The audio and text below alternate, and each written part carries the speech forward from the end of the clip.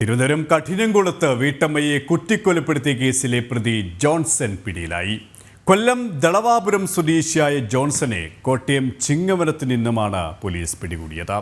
വിഷം കഴിച്ചിട്ടുണ്ടെന്ന വെളിപ്പെടുത്തലിനെ തുടർന്ന് പ്രതിയെ കോട്ടയം മെഡിക്കൽ കോളേജിൽ പ്രവേശിപ്പിച്ചു.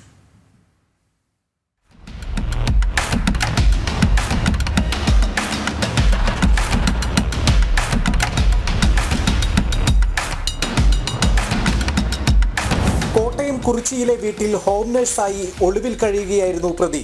കഠിനംകുളം സ്വദേശി ആതിരയെ കൊലപ്പെടുത്തിയ സംഭവത്തിൽ ജോൺസനാണ് പ്രതിയെന്ന് പോലീസ് തിരിച്ചറിഞ്ഞിരുന്നു.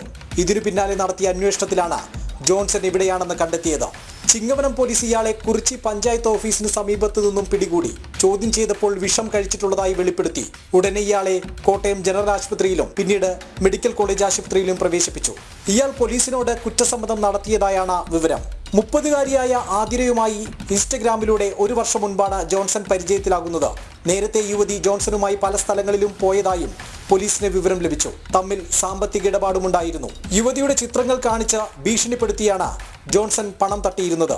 1 ലക്ഷത്തോളം രൂപ യുവതി ജോൺസൺ നൽകിയിരുന്നതായാണ് വിവരം. ഒടുവിൽ തനിക്കൊപ്പം ജീവിക്കണമെന്ന ജോൺസന്റെ ആവശ്യം ഭർത്തൃമതിയും അമ്മയുമായ ആതിര എതിർത്തു. കൊലപ്പെടുത്തണമെന്ന ഉദ്ദേശത്തോടുകൂടി കത്തിയുമായാണ് ജോൺസൺ യുവതിയുടെ വീട്ടിലെത്തിയത്. യുവതിയെ മയക്കിയതിനു ശേഷം കഴുത്തിൽ കത്തി കൊണ്ട് കുത്തുകയായിരുന്നു. പ്രതിയായ ജോൺസൺ 5 വർഷം മുമ്പ് വിവാഹമോചനം നേടിയ ആളാണ്. ജനം, കോട്ടയം.